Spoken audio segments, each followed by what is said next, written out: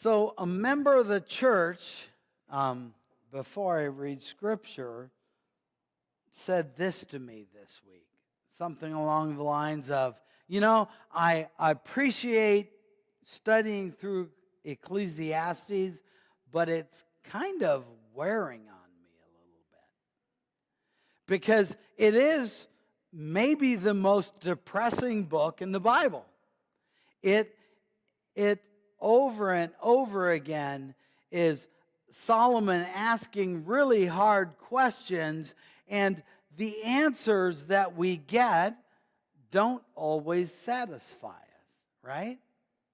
I mean, when you face somebody, I remember when I was doing the funeral for a 16-year-old girl who'd been killed in a car accident. And we still don't, to this day, 25 plus years later, know what caused that.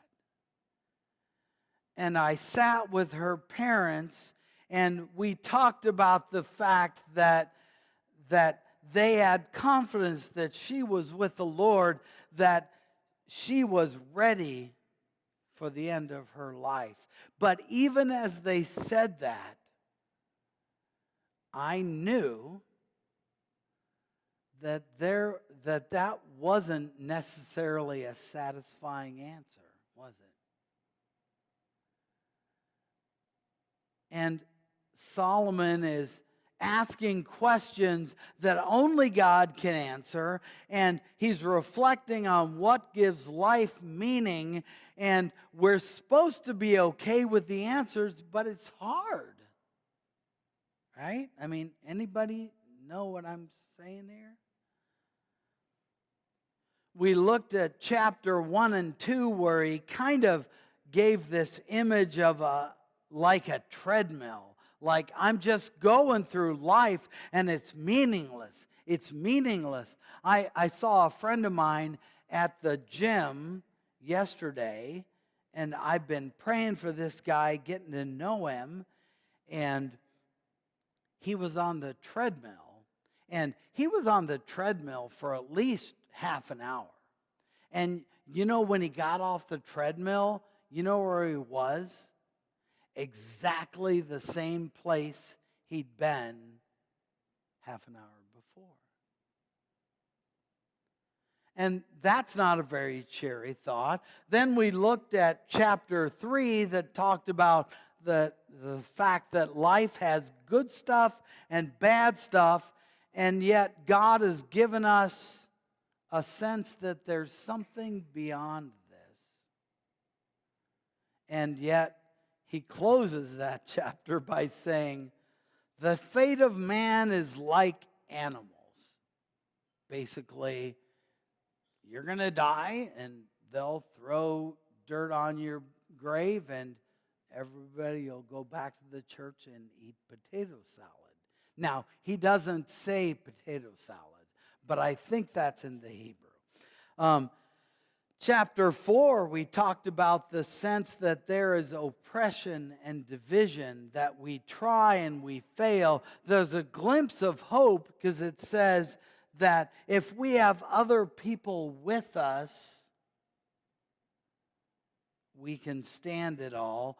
Chapter 5, last week, we talked about how to approach God. I got to warn you, before I read this, chapter 6 is probably the low point of the whole book. In case you've felt like this is all two rainbows and unicorns up to this point, we are this morning going to look at one of the most depressing chapters in the Bible. Okay? Now you might think, whoa, come on. I mean, Jesus dying was more depressing. But when you read the accounts in the Gospels of Jesus dying, don't you already know the end of the story? In this chapter, there's a little bit of a sense of, well, we'll get there. I have seen another evil under the sun, and it weighs heavily on mankind. God gives some people wealth, possessions, and honor so that they lack nothing their hearts desire, but God does not grant them the ability to enjoy them, and strangers enjoy them instead. This is meaningless, a grievous evil. A man may have 100 children and live many years. Yet no matter how long he lives, if he cannot enjoy his prosperity and does not receive proper burial, I say that a stillborn child is better off than he. It comes without meaning. It departs in darkness. In darkness, its name is shrouded. Though it never saw the sun or knew anything, it has more rest than does that man. Even if he lives 1,000 years twice over, but fails to enjoy his prosperity, do not all go to the same place. Everyone's toil is for their mouth, yet their appetite is never satisfied. What advantage have the wise over fools? What do the poor gain by knowing how to conduct themselves before others? Better what the eye sees than the roving of the appetite. This too is meaningless, a chasing after the wind. Whatever exists has already been named, and what humanity is has been known. No one can contend with someone who is stronger. The more the words, the less the meaning. And how does that profit anyone? For who knows what is good for a person in life during the few and meaningless days they pass through like a shadow? Who can tell them what will happen under the sun after they are gone? Lord, speak through your word. We are listening, and we want to hear from you, not from me. In Jesus' name, amen.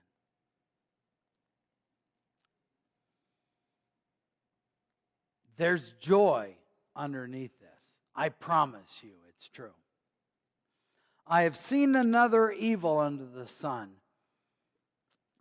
He starts out, and he's been complaining about other things, but he uses this word that's evil, and it's a strong word.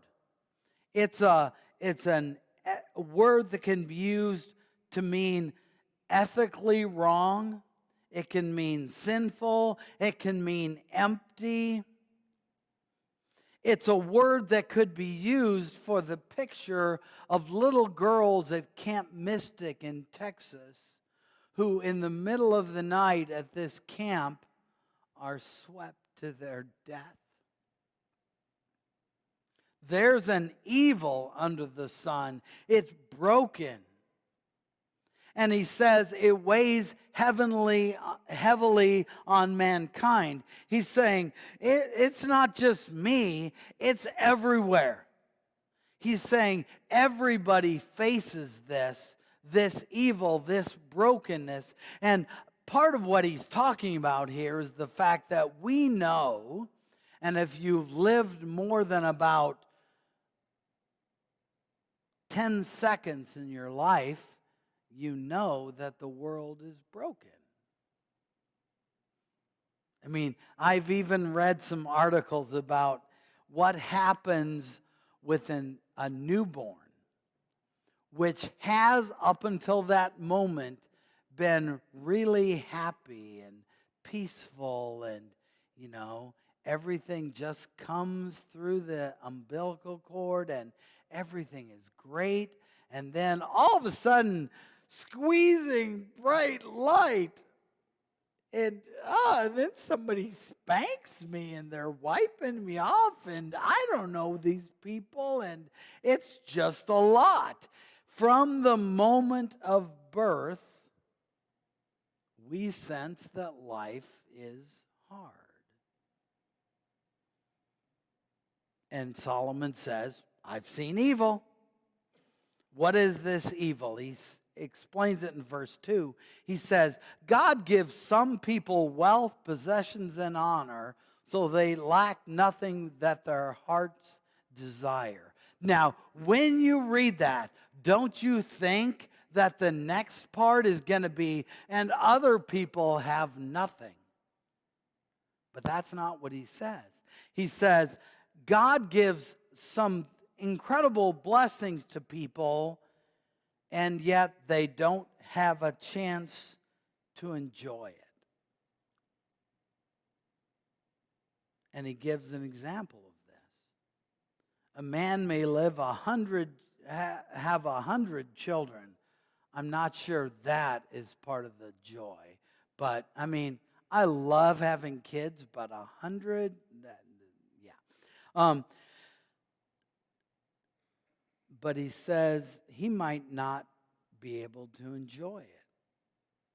See, this contrast in the original language is bigger than we see it to be, because Solomon is describing like the ultimate perfect life. He has prosperity, wealth, possessions, honor, everything their hearts desire. They live a long life, have many children, and in that society, having a lot of children was very much considered a blessing from God. But he can't enjoy his prosperity. Now, notice something. It doesn't just say he dies before he can enjoy it. It says he can't enjoy it. And we've known people like that, haven't we? We've known of people. I mean, I could talk to you about Howard Hughes, who was one of the wealthiest men in history, who had so much and lived an awful, horrible, miserable existence. But Solomon says he cannot enjoy his prosperity in verse 3 and does not receive proper burial. Now, that kind of threw me for a loop. I'm like, what does that mean? And it doesn't say why he doesn't receive proper burial. In that society, it could have been that he died in warfare, and his body was left on the battlefield. It could mean that he had a disease that meant, we can't touch that body. That would happen sometimes. Maybe it meant that his family didn't treat him with respect after he died and didn't give him the appropriate burial. But the assumption would have been that this guy, if he didn't receive a proper burial, that he was cursed by God. So this is talking about a guy who on this world, under the sun, had the ultimate perfect life that we wanted, but then at the end of his life, actually before that, he didn't enjoy now, and when his life ended, he didn't enjoy it then. The focus here, if you were reading this several hundred years before Christ was born, you would have said, wow, this guy, he was cursed by God because he didn't receive a proper burial. It's this picture of a separation between this man and God. He's saying there are people who live wonderful, amazing, blessed lives that we all would love to have, but somehow in the midst of that, there's a disconnect from God. And so we go back again to the fact that he is saying, I've seen another evil under the sun.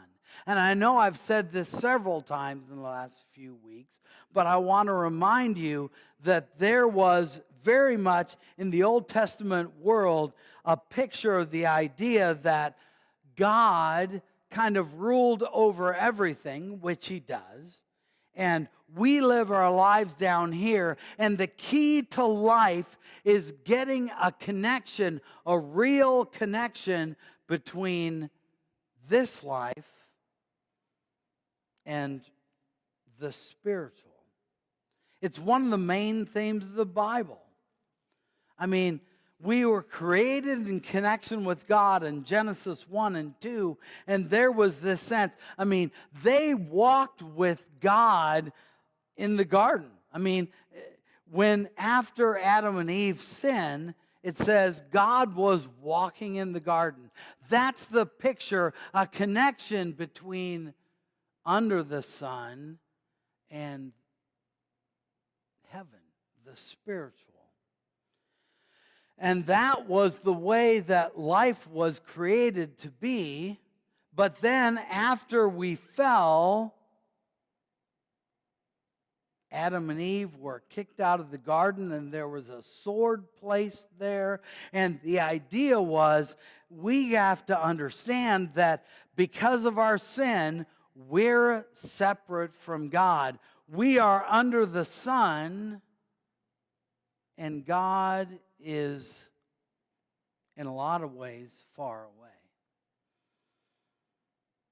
And all the way through the Old Testament, we see people trying, sometimes desperately, sometimes barely, to connect with God.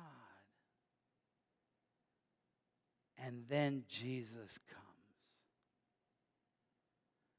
who, though he was in the form of God, made himself nothing. He became with us. Jesus became under the sun, not as a disconnect from the spiritual, from heaven, but as a connection. And that's why it's so crucial that when Jesus dies, the Bible tells us that the veil of the temple was torn in two. There was a deep sense of reality that we were separate from God, and because Jesus died on the cross, the veil that symbolized that disconnect was torn in two, and we were given the right and the opportunity to walk into the Holy of Holies. That's really what the Bible is all about. And in Revelation, it ends up by saying, there's a new heaven and a new earth, and a voice says, the dwelling of God is with his people. That's the good news. But what Solomon is struggling with here is, I don't see how it plays out. How many of you know who Bobby Jenks was? Bobby Jenks was one of the stars of the 2005 White Sox.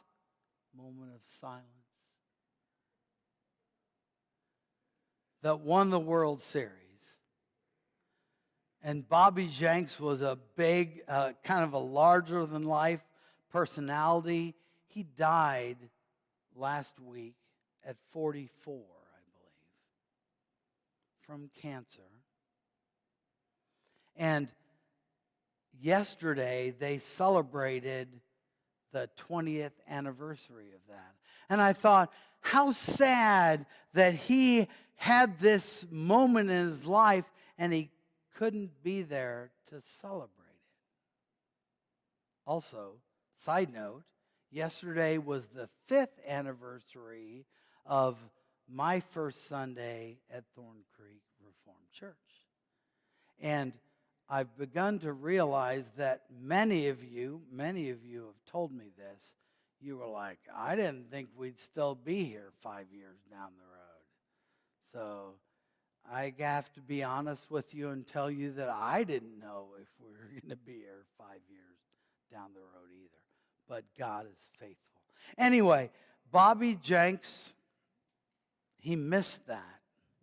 And I don't know his spiritual life.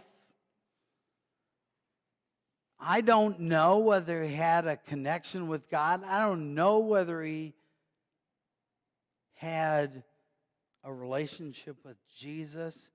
But if he didn't, do you feel the sorrow, the tragedy, Solomon would say the evil of the fact that there was this wonderful time in his life and he didn't get to celebrate it? But then I think about my grandpa, Dean Morris, who died suddenly of a heart attack when he was right around 60. And he was just in the middle of retiring. He had worked his fingers to the bone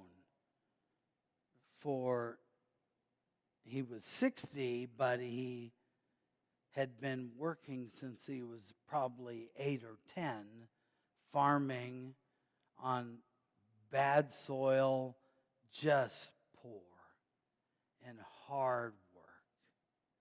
And he was just to the point where they were going to sell the farm, and they were in the process of selling it, and he dropped dead. But you know, there's something different in that story, because Dean Morris knew Jesus.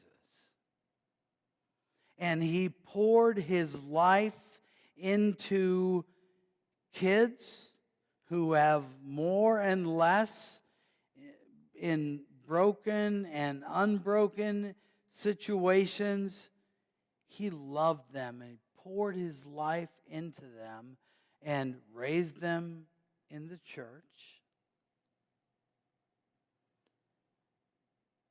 And if you look at that life under the sun, it's tragic, isn't it? He lived his life, and right when he got to enjoy it, he died. But if you look, take the cap off it and look at the bigger picture, it's different, isn't it? Because he lived a life that wasn't just under the sun. And that is what Solomon's struggling with.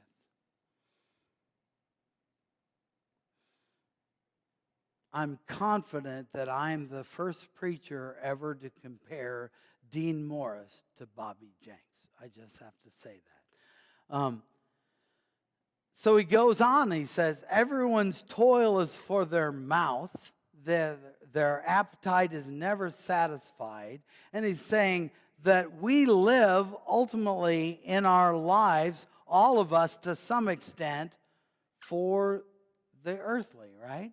For our appetites, for food, for a place to live.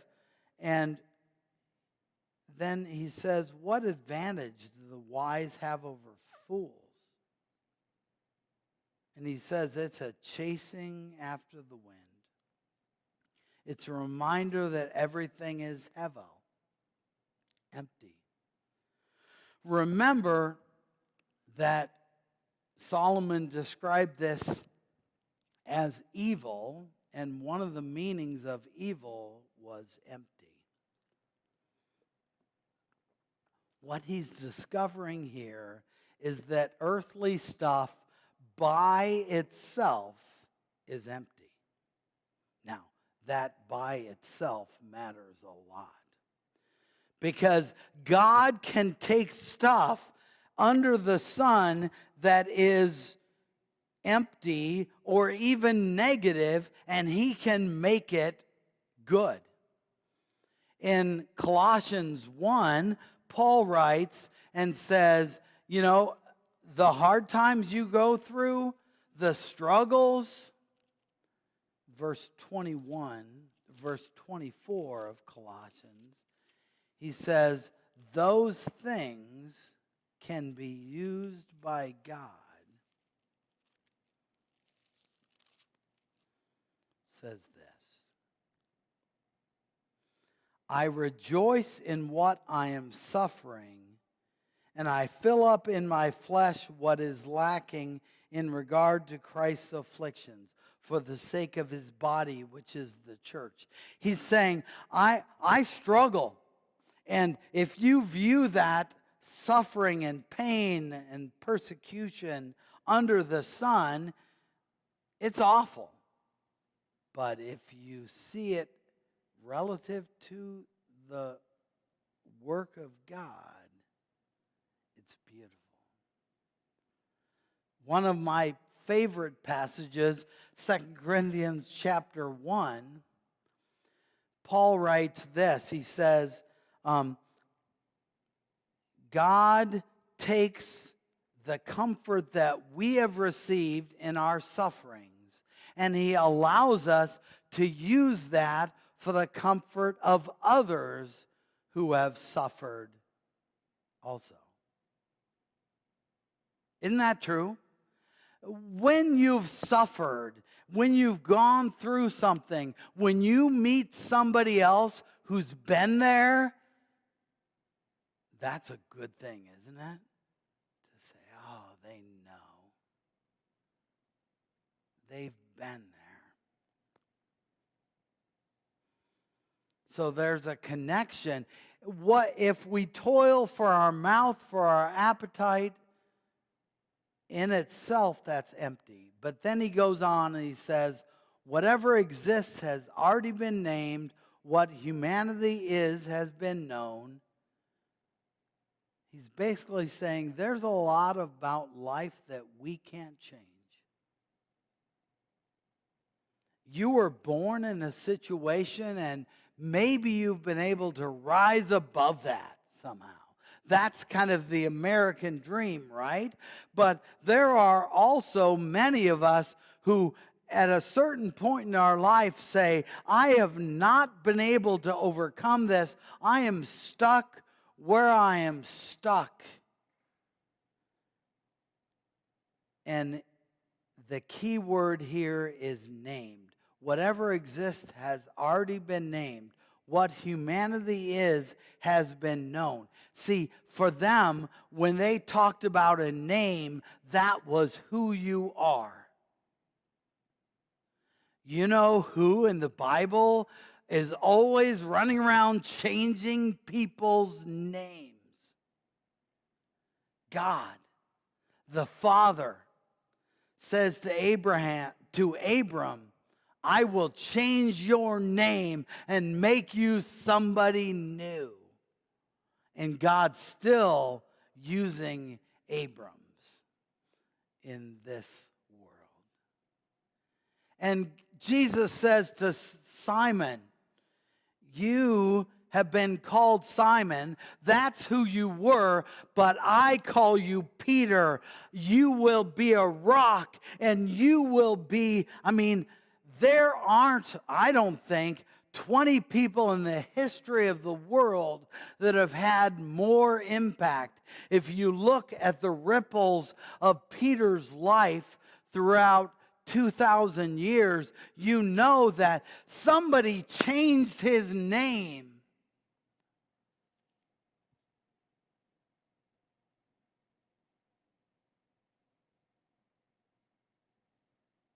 And